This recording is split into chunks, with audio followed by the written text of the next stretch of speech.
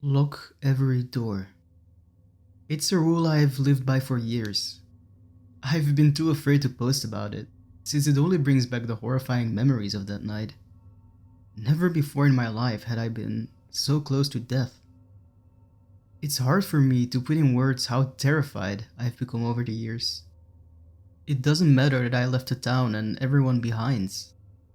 Every night now, I've ingrained it into my subconscious, and I'm looking for advice on how I should deal with it. For context, I should tell you why I feel this way. It started with old rumors in my hometown. Old townsfolk would talk loudly during community gatherings about it. It was all they would talk about. Why do people need to lock their houses up right before the sun went down? A lot of people believed them. It explains why people went missing all the time. They said that every night a creature called the Snatcher would go on the hunt. A tall humanoid creature that was deep void black, with enlarged legs and fingers, his body skinny, except for his large featureless head. He had rows of teeth that jutted out from the chasm that was his mouth. He needed people to feed, and so he would check for houses with unlocked doors or windows to sneak in and feast. So you know what I did? I tested to see if it existed. Don't ask me why. I couldn't tell you an exact reason. There was so much going on in my head and I could answer you in so many ways. So one day, feeling brave, I set up a camera on my front door and left the front door unlocked. I won't go into extreme detail. I work myself up whenever I think about it and end up breaking down in tears. I was in my room reading a book when it happened. The lights flickered and I hear loud scratching noises coming from the front of the house. I just sat in pure terror listening to it. I didn't move until I heard the front door bust open. In a loud, deep voice, it echoed through the house. "You forgot to lock the door." I quickly darted to my closet and closed it with just enough space to peek through. It ravaged through the house and smashed the furniture. I heard my dad try and confront him. It killed him. I heard it snap his bones and chew his flesh. The sloshing of his blood and the crushing of the bones made me almost puke. If I wasn't terrified, I probably would have. I prayed for it to stop. The creature then barked. "I know there's more of you, but this will suffice." It then quickly dragged itself out of the front door. The police were there within a couple of minutes. They talked to me in my room, as they tried to clean up the mess that was what was left of my father. When I walked out of my room to leave the house with the officers, I saw what they couldn't cover up. Massive bloodstains all over the walls, pieces of flesh and bones. His body was covered and I couldn't see what was left, and I'm glad. I did not want to see what had happened. The police found my camera and watched the footage. They wouldn't let me see any of it and decided to confiscate the camera. To this day, I just haven't been the same. I live in constant fear that one day I'll slip up and it will come for me. Even though I moved away, I still hear about it. News reports talking about more sightings and more people dying. Me posting about this is a way of seeking help, and also for me to warn and inform more people about this. No one should have to experience whatever the hell that thing is, so please engrave it into your minds as well. Lock up every door.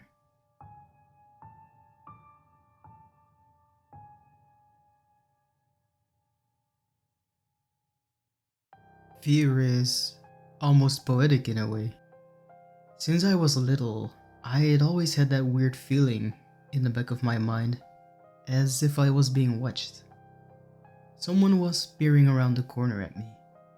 Usually, the feeling only came on at night, and I'd come to understand that it was a natural human phenomenon. Some people just have to deal with the effects more than others. It's all in your brain chemistry. So when my boyfriend and I eventually moved into our apartment, I figured that being in such a public laying of housing space would shake some of these intrusive thoughts away. And for a while it did. Things were fantastic for a long time, and almost 8 months had gone by before the familiar feeling finally returned. It was summertime, early August. The air had been humid all day, but it was finally starting to cool down due to the night breeze coming in.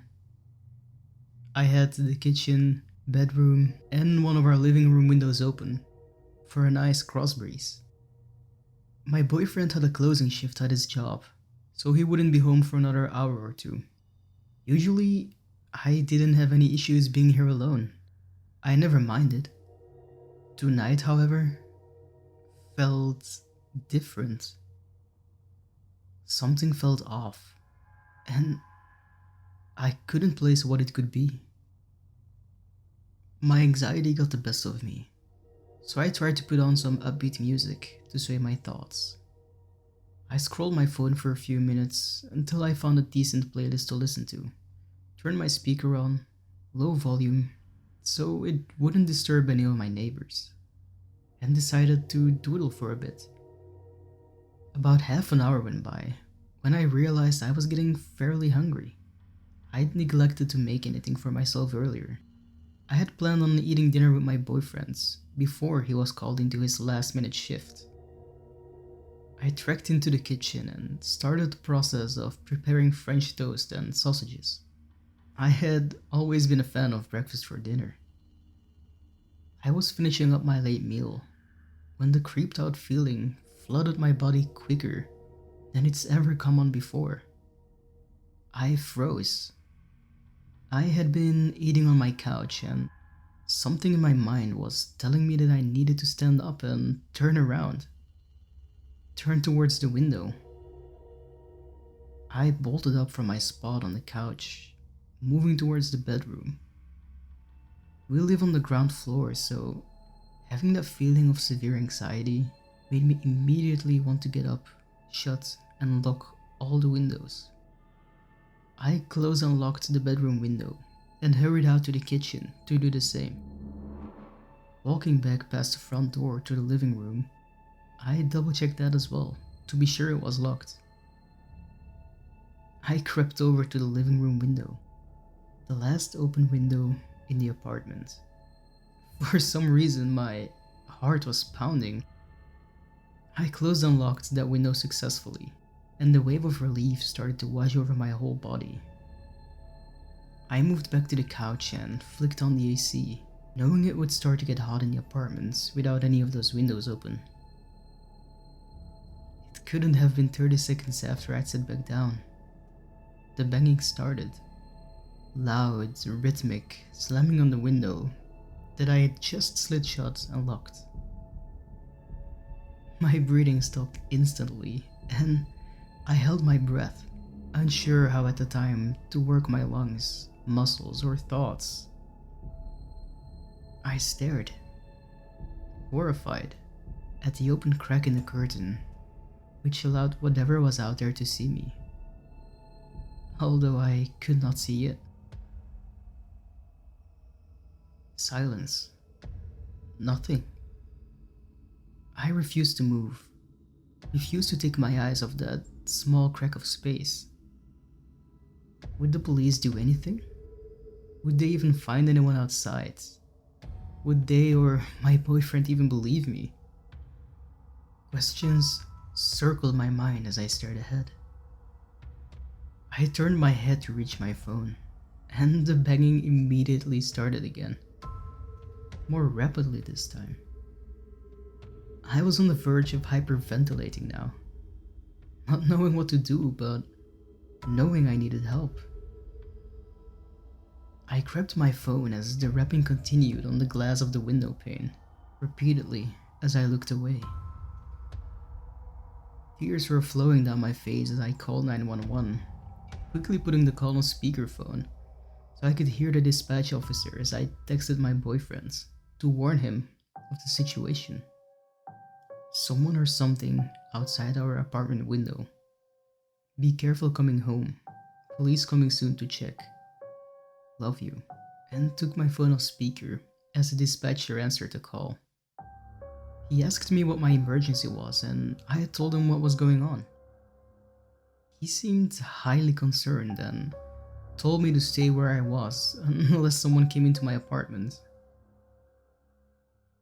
He wanted me to stay on the line until an officer came by, which didn't take long at all. I could see the glow of spinning red and blue lights closing in between the blinds of the kitchen window. I watched from my window as the officer got out of his patrol car, shining his flashlight around the front and side of the building before leaving my line of sight. After a minute or two, I could see his flashlight bouncing around the backyard area of the unit, right near the same living room window that had been slammed on. I felt safer knowing that there was an officer checking things out for me. I kept updating the dispatcher on what was going on from my viewpoint, mostly as I needed to stay on the line until the officer actually came into contact with me. Feeling that slight relief, I decided to peer out to see if the officer had found something. To my horror, it looked like something had found him instead.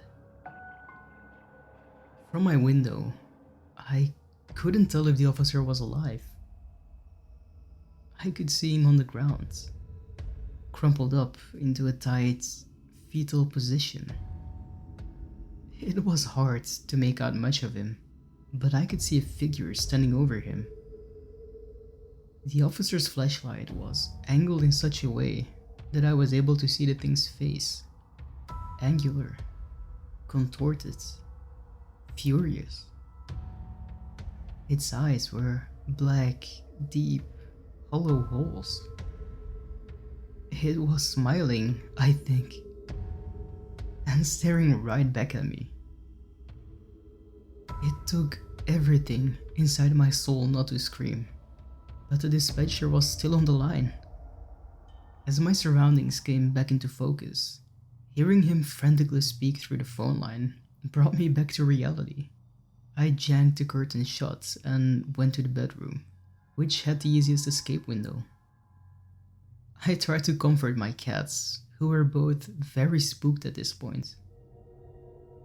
The dispatcher sent more officers, and eventually had one of them meet with my boyfriend, escorting him to the station so he'd be safe. I didn't hear any sirens or see any lights. I figured they were just trying to sneak up on him this time. Despite how terrifying his face seemed, I knew it had to be just a guy in a Halloween mask or something. I'd never seen anyone around here who looked like him. And although we were new to this apartment complex, I wasn't new to this area, and I had lived around here for most of my life. The dispatcher broke the silence with an eerie phrase. Fear is almost poetic, in a way. My heart skipped a beat as I realized how monotone and emotionless his voice had become. Officers are outside. I hesitated, not wanting to move. I need to know that he's been caught, I replied, suddenly unsure. He's gone. You're questioning him further when he arrives at the station. Slight reassurance. I slowly moved from my bedroom to the living room, grabbing everything I need to quickly walk out the door. Moving closer to the front of my apartment, I felt my heart drop as that all too familiar feeling spread over me once again. The dispatch officer urged me on. The anxiety made my ears ring. Open the fucking door. As the dispatcher shrieked through the phone, the banging started again, this time at the front door. Whatever was out there was waiting for me to come out. Open the door. Now. Open the door. Open the door. His voice was unrecognizable compared to who I was talking to before. Demonic. Evil. This voice seemed to have 2 or 3 separate tones to it and sent chills down my spine. I quickly hung up, realizing there was no dispatch officer, no help, no one. I peeked out the window, seeing nothing. There was only one entrance to my apartment, and it seemed that whoever or whatever had been out there earlier was now waiting for me in the outer hallway of the unit. I shuddered, thinking about that mask, so disgustingly realistic. Everything had been silent for a good 15 to 20 minutes, so I decided to peer back outside.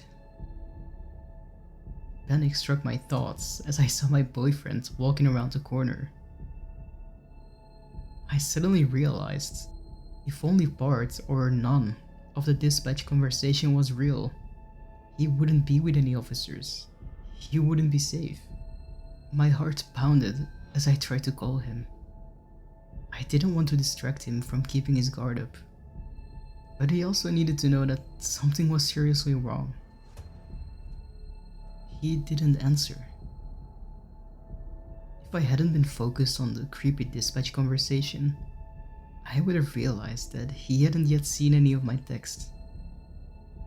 His phone is usually charged before he goes into work, but he was covering the shift at the very last minute for someone, so he never had the chance to charge it before leaving. The realization that he had no idea and was walking into this blindly was like a slap to the face. I knew there was little to nothing I could do. I ran towards the bedroom window and knocked quickly, telling him to stop, frantically motioning with my hands. I unlocked the window and forced it open. Shaking my head, I told him not to come into the unit. There was someone in the other hallway trying to get inside. I think he may have thought that I was joking at first, but immediately tuned into how shaken I must have looked. He insisted on coming in, told me to close the window and get ready to unlock the door for him. I hadn't heard anything in the hall for a while, so maybe it would be fine. Everything could be okay at this point. Maybe the thing wasn't even out there anymore. I'd probably bored it away by not opening the door soon enough. I could hear my boyfriend loudly opening the unit door and waited for what seemed like hours for him to get to the front door of our apartment. He gave a quiet knock to let me know he was right there on the other side of the door. "There's no one out here," he laughed. And I sighed, able to breathe again. I opened my eyes and there he was, standing in front of me, lifeless. Maggots spilling out of the black, eyeless holes in his face. His lips were parted, revealing a swollen, cracked grey tongue. I then realized I was wrong. It wasn't a mask at all.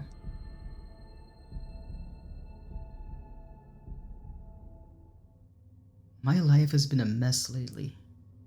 I don't know what I did to deserve this punishment, yet it almost feels like God himself holds a grudge against me. I hate my job. I got cheated on by my girlfriend, and worst of all, my dad died a couple of days ago.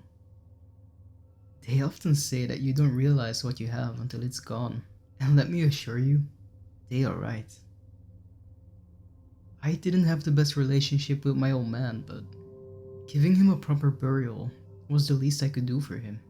So I took a week off, packed some clothes, and left for Stamford.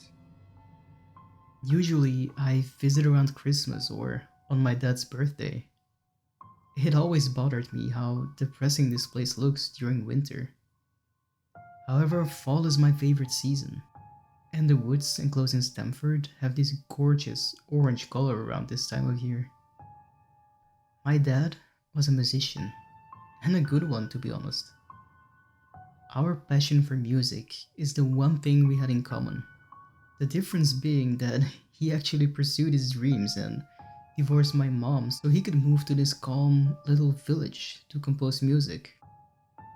I, however, took my mom's advice and began a career in accounting, which I unquestionably hate.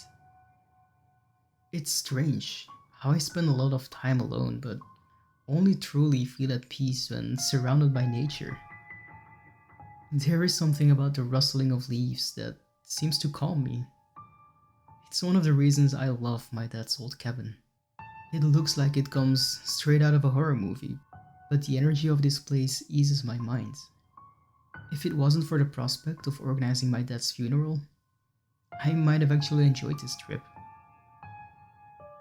Some locals found him in the woods.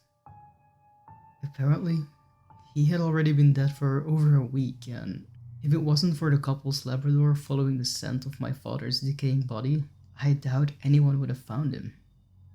They say he tripped and broke his neck while tumbling down a slope.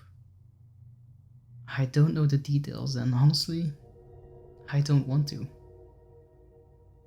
I couldn't help but notice how sad this place felt, without the strings of my dad's guitar producing beautiful tunes in the morning, while the smell of coffee filled the room. My dad wasn't a great talker, but I could easily judge his mood based on the melodies he played, which undoubtedly was his way of showing his feelings. Dad had lots of guitars, among which a beautiful Martin Dreadnought. It had always been my favorite, and I remember Dad telling me I could have it whenever he grew too old to play. If only he were alive so we could play the guitar together, drink cold brew and have small talk. I thought playing one of my dad's songs would help me ease my mind, but as soon as the first notes emitted from his guitar, I burst into tears. I don't even remember the last time I cried before that moment. It made me realize that my urge to tuck my feelings away behind a mask of fake self-confidence didn't come from strangers after all. It was around 4 in the afternoon that I decided to get myself together. I had to get out of this place, clear my head a little.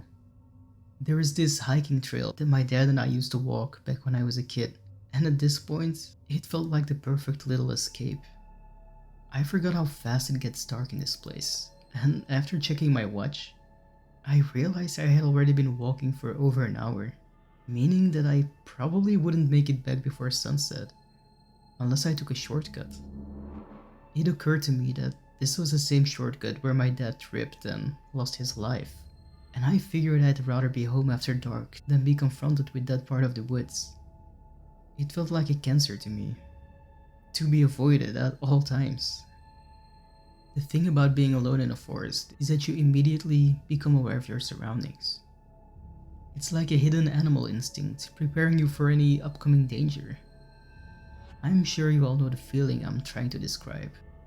The birds, they sensed it too.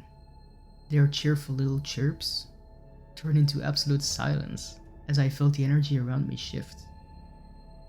I didn't dare to move. For some reason, it felt like I would disturb the forest's slumber if I did. So I just stood there for what seemed like minutes.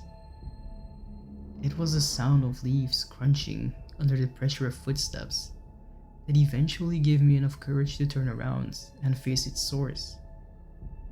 You're all going to think that I'm batshit crazy, and maybe I am. Perhaps the stress and unprocessed grief finally fried my brain, as what I saw could never be real. Only a couple of feet away from me stood some priest.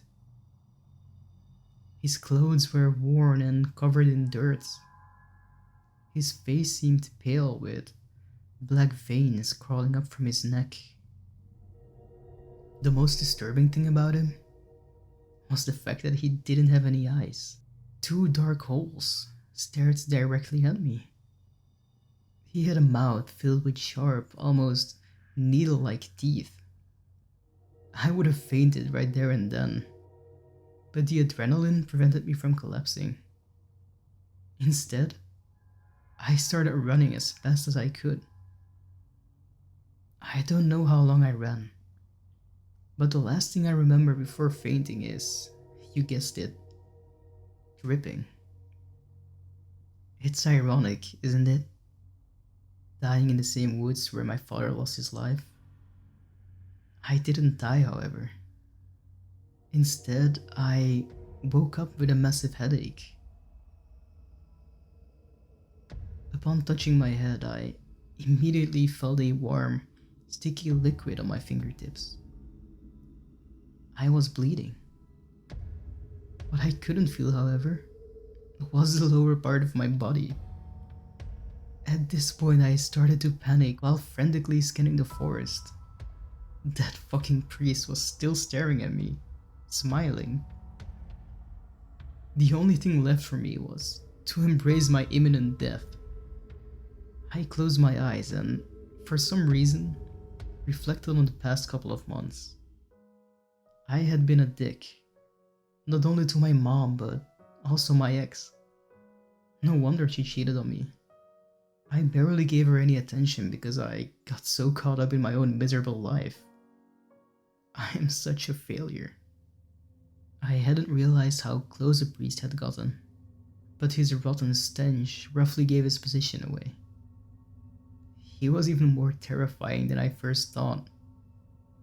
Insects were crawling from his mouth into his eye sockets and vice versa.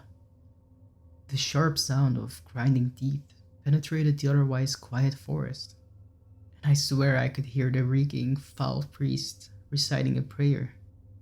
It was his raspy breath that made me realize he was inches away from my face. It would only be a matter of seconds before his rotten teeth would puncture my flesh. But instead, nothing happened. There was no way in hell I was going to open my eyes. The stench and the praying assured me he was still close to my face, even after hours passed. For some reason, he wanted me to face him. This thing was waiting for me to open my eyes and stare into its dark, insect-infested holes. So I did. Something I still regret to this day. For as soon as I did, a rusty old knife penetrated my abdomen. The priest licked his knife, and while doing so, I could hear the soft, aggressive chirping of insects emanating from inside of his skull. Death has a voice, and it sounds near human. I have only heard it say 2 words, but those crackled, broken words are enough to haunt me for the rest of my life. Not ripe.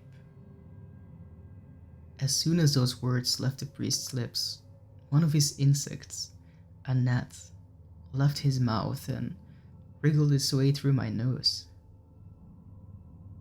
The dark, decaying figure stood up and just walked off, no longer making any noise besides the buzzing of insects and the reciting of prayers. How the fuck did you live, I can hear you ask? Well, the answer is simple. I crawled my way out. That was the plan, at least, until some morning hiker spotted me, bleeding, on the verge of death and paralyzed from the waist down. Of course no one believed me. They just called it an attempted robbery gone wrong and went on with their boring lives. If only they saw what I have seen. If only they heard what I hear every night. The buzzing inside of my head.